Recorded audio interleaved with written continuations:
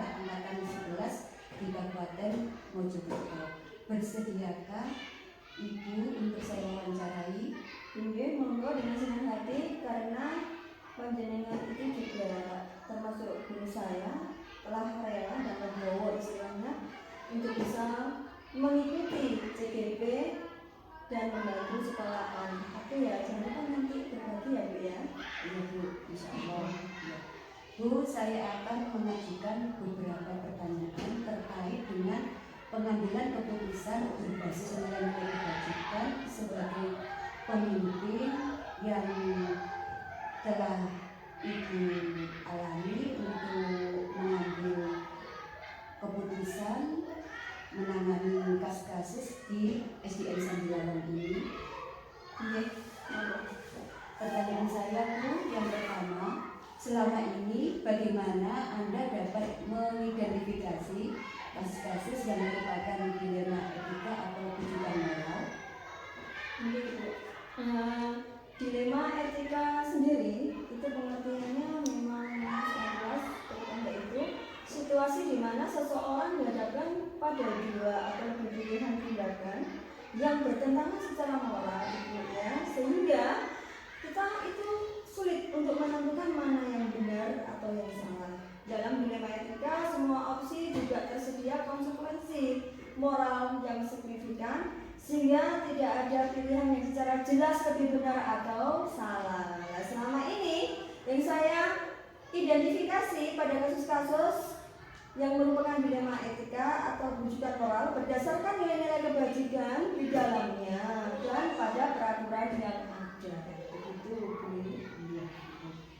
Lalu pertanyaan kedua Bu, selama ini bagaimana Anda menjalankan pengambilan keputusan di sekolah Anda, terutama untuk kasus-kasus di mana ada dua kepentingan yang sama-sama benar atau sama-sama mengandung nilai kebajikan? Saya menjalankan pengambilan keputusan di sekolah, terutama untuk kasus-kasus di mana ada dua kepentingan yang sama dan itu sama-sama benar atau sama-sama yang mengandung nilai kebajikan, dengan mengutamakan hati sanubari atau hati nurani kita dan dampak bagi pihak-pihak yang terlibat. Terutama jika itu menyangkut dengan murid di sekolah, maka harus mengutamakan murid. Gitu ya, berarti mengutamakan hati sanubari dan dampak-dampaknya bagi murid gitu. Iya betul, diimbang atau dilihat dari segi dampaknya, mana yang besar dan yang kecil. Kalau bisa kita mencari dampak yang paling kecil, yang negatif maksudnya, ke murid. Jadi kita nggak perlu komunikasi juga itu. Ya, Ibu. Berikutnya yang ketiga Bu, langkah-langkah atau prosedur seperti apa yang biasa Anda lakukan selama ini?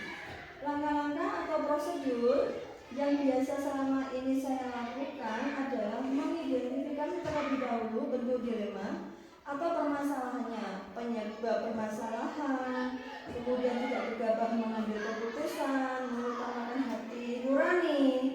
Jika permasalahan merupakan hal yang prinsip, maka saya akan menggunakan peraturan atau undang-undang yang ada sebagai acuan atau pedoman saya. Langkah khusus jika saya benar-benar merasa dilema atau adalah dengan bermusyawarah dengan para dewan guru atau seperti yang saat ini saya jalankan adalah saya membentuk sebuah tim. Dan tim itu memang terdiri dari ibu wali kelas, kemudian saya meminta tolong guru olahraga itu sebagai urusan kesiswaan yang bisa membantu saya, sehingga kalau ada permasalahan itu saya mengumpulkan tim tadi. Setelah itu saya identifikasi masalahnya, kemudian saya cari solusinya bagaimana, dan dengan mempertimbangkan segala dampak dan konsekuensi, dan seandainya pada titik tertentu itu tidak bisa atau sangat berprinsip, saya harus mengacu kepada kita di peraturan yang berlaku. Iya, bagus sekali. Iya. Berikutnya Bu, yang keempat, hal-hal apa saja yang selama ini Anda anggap efektif dalam pengambilan keputusan pada kasus-kasus dilema etika. Hal efektif dalam pengambilan keputusan pada kasus-kasus dilema etika adalah jika mengetahui apa bentuk masalahnya dan hal yang mendasari sehingga dapat dicari solusi terbaik. Begitu Ibu. Contohnya yaitu misalnya ada kasus perkelahian antar murid, antara kelas kecil dengan kelas bawah. Kemudian saya harus langsung menyelesaikan masalah tersebut. Kalau misalnya masalah tersebut juga tidak langsung bisa diatasi, ya saya meminta tolong tim tadi dan juga dikomunikasikan. Kalau memang masalah itu perlu mengundang wali murid atau pemberitahuan wali murid, ya itu saya lakukan Ibu. Yang penting kita komunikasi, berkolaborasi dan juga memecahkan suatu keputusan secara mufakat. Begitu Ibu. Ya, berarti ini perlu adanya komunikasi, Betul, kolaborasi yang efektif dan efisien. Ya. Untuk pertanyaan kelima Bu, hal-hal apa saja yang selama ini merupakan tantangan dalam pengambilan keputusan pada kasus-kasus dilema etika? Tantangan dalam pengambilan keputusan adalah ketika yang bertentangan adalah nilai kemanusiaan melalui peraturan atau biasanya itu benar melawan kasihan. Nah, itu kan. Kemudian dalam menyelesaikan sebuah dilema etika, saya tidak selalu mengambil keputusan pada saat itu juga yang sudah saya utarakan atau saya sampaikan ke jenengan tadi, bahwa saya punya tim. Jadi otomatis tim itu saya kumpulkan, saya komunikasikan bagaimana kalau kita mempunyai masalah seperti ini dan kita harus mengambil suatu solusi dan kita lihat dampaknya apa, kita cari dampak yang paling terkecil, maksudnya dampak yang negatif tadi. Kemudian baru kita melaksanakan atau menjalankan keputusan itu secara bersama-sama dan dengan segala konsekuensi dan tetap pada aturan atau acuan pada pedoman aturan yang berlaku sesuai undang-undang. Gitu Ibu. Ya. Berikutnya Bu, yang keenam, apakah Anda memiliki sebuah jadwal tertentu dalam sebuah penyelesaian kasus dilema etika? Apakah Anda langsung menyelesaikan di tempat atau memiliki sebuah jadwal untuk menyelesaikan bentuk atau prosedur seperti apa yang Anda jalankan? Ya, selama ini saya tidak menjadwalkan Ibu. Kalau misalkan ada kasus seperti itu secara tiba-tiba, ya harus kita selesaikan dengan membentuk tim tadi, dengan membicarakan atau mengkomunikasikan dengan tim tadi. Akan tetapi kan di sini ada kombel Ibu ya. Kalau satu minggu itu, maaf, 1 bulan itu ada 2 pertemuan diambil 2 minggu sekali. Itu kita akan membahas permasalahan apa yang ada di sekolah kita.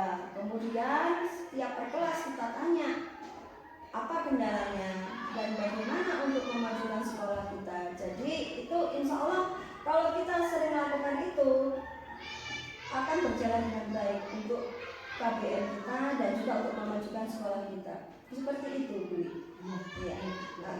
Berikutnya, adakah seseorang atau faktor-faktor apa yang selama ini mempermudah atau membantu Anda dalam pengambilan keputusan dalam kasus-kasus dilema etika? Yang sudah saya sampaikan tadi yaitu saya ada Bu, yaitu bentuk tim ya, yang terdiri dari wali kelas, kemudian sama urusan kesiswaan tadi yang membantu saya untuk menyelesaikan suatu masalah itu. Yang penting komunikasi, kolaborasi. Setelah itu kita gunakan dampak yang paling terkecil. Setelah itu baru kita jalankan dan harus sesuai dengan peraturan yang berlaku. Gitu Ibu. Ya. Yang terakhir Bu, dari semua hal yang telah disampaikan, pembelajaran apa yang dapat Anda petik dari pengalaman Anda mengambil keputusan dilema etika? Pelajaran yang saya petik di sini adalah bahwa untuk mengatasi permasalahan yang berkaitan dengan dilema etika, bahwa kita harus berkomunikasi secara efektif, berkolaborasi, dan semua itu dilakukan untuk mencapai kesepakatan bersama dan untuk kepentingan bersama juga bagaimana cara untuk memajukan sekolah kita, terutama SDN Sambilawang, dan bersama-sama yaitu dengan tim kita tadi. Begitu Ibu. Ya. Terima kasih Bu atas pengalaman yang sudah disampaikan kepada saya. Mudah-mudahan saya juga bisa mengambil pelajaran dan saya jadikan sebagai ilmu untuk kedepannya Bu. Ya, kalau saya mengatasi berbagai masalah khususnya bersama murid saya Bu. Iya. Terima kasih atas waktu yang diberikan dan saya akhiri. Wassalamualaikum warahmatullahi wabarakatuh. Waalaikumsalam warahmatullahi wabarakatuh.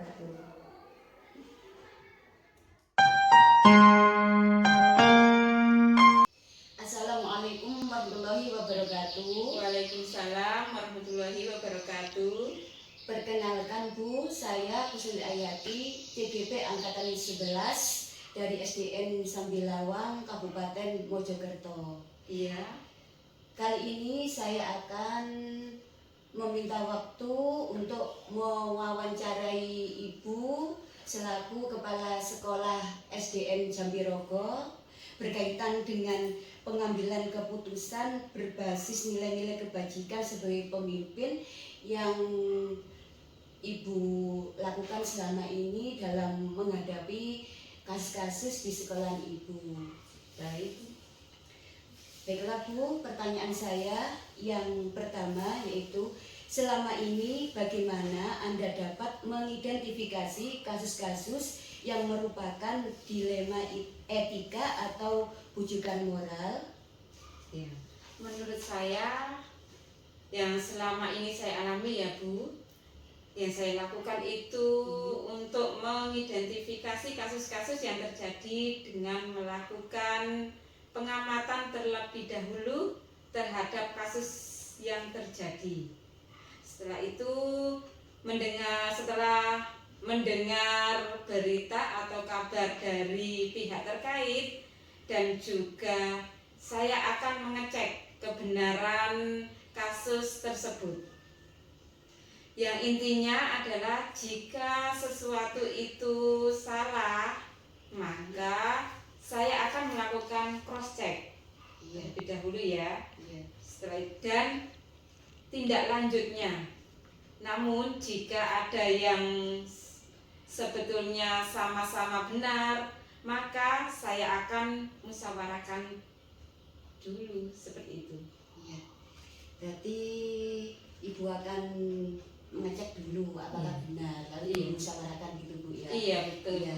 Baiklah Bu, untuk pertanyaan yang kedua, selama ini bagaimana Anda menjalankan pengambilan keputusan di sekolah Anda, terutama untuk kasus-kasus di mana ada dua kepentingan yang sama-sama benar atau sama-sama mengandung nilai kebajikan?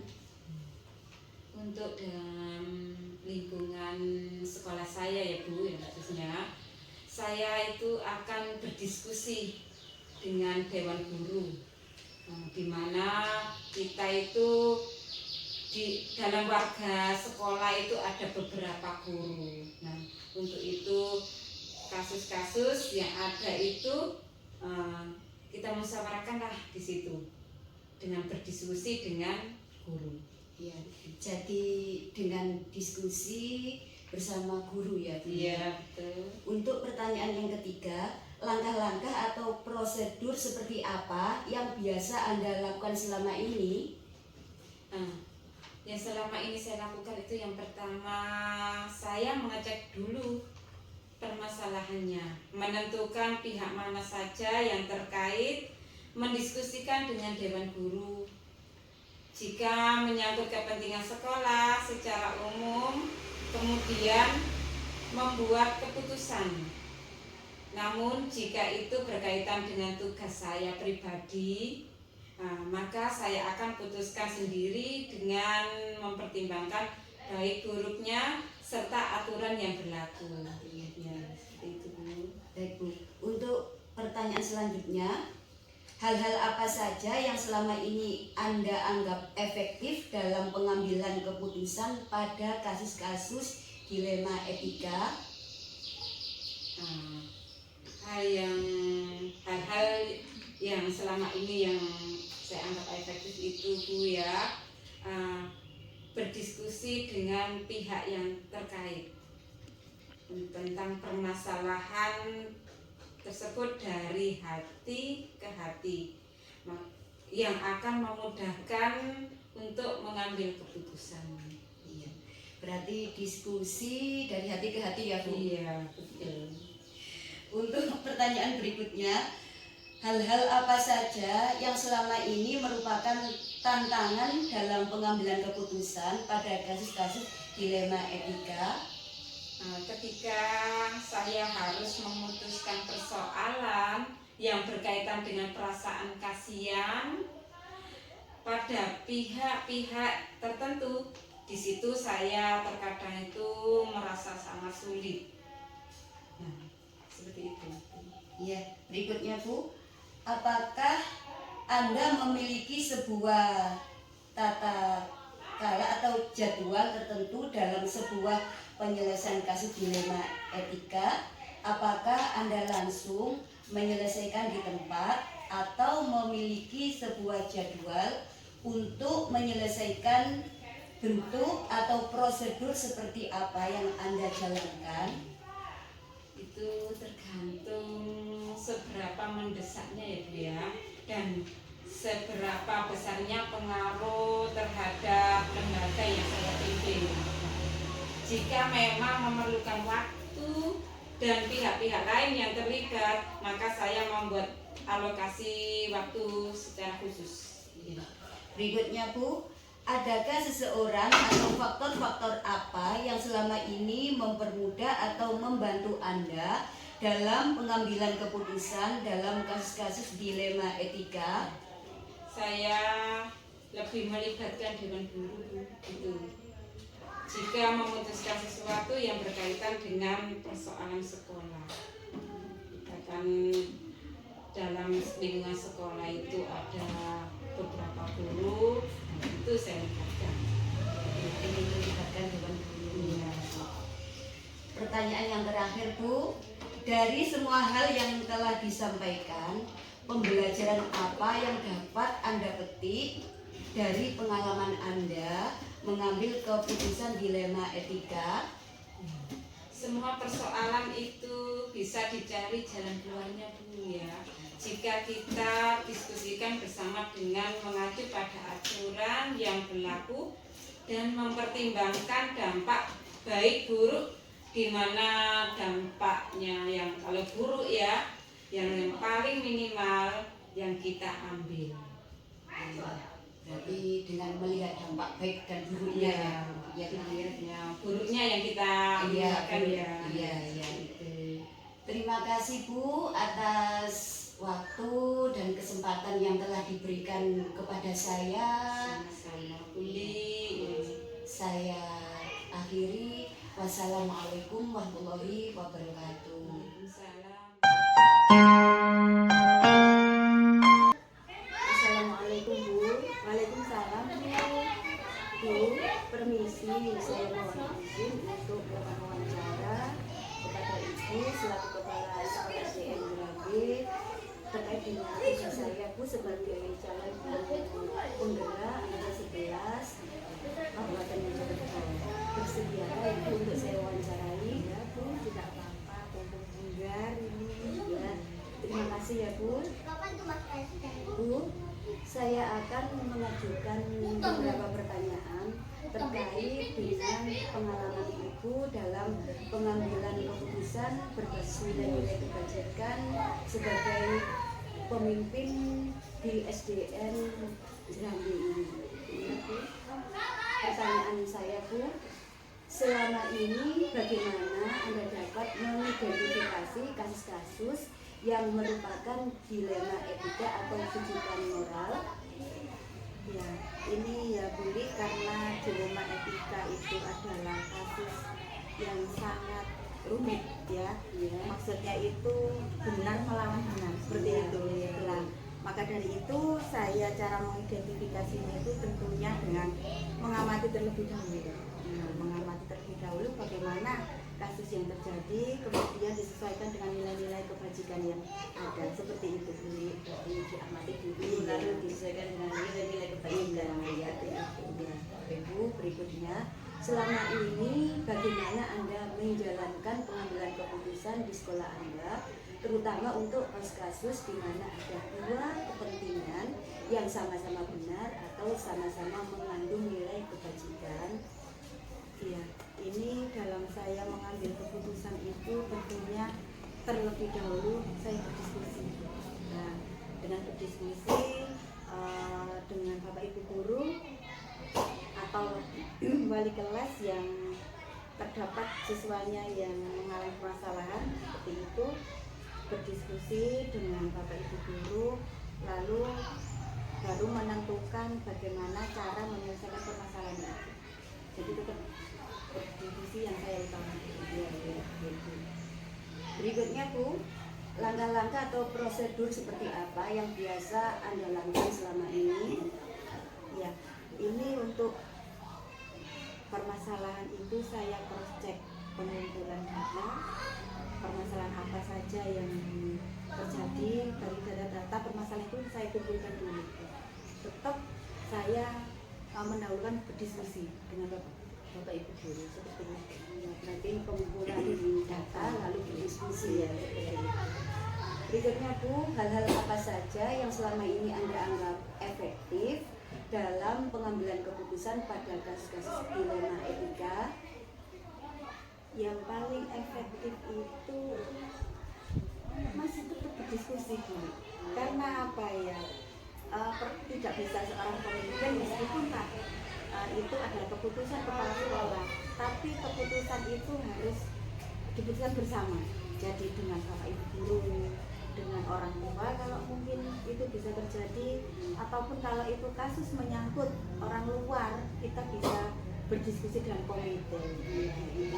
Intinya berdiskusi ya, selalu berdiskusi dengan berbagai pihak. Iya, betul. Ya. Pertanyaan berikutnya Bu, hal-hal apa saja yang selama ini merupakan tantangan dalam pengambilan keputusan pada kasus-kasus dilema etika?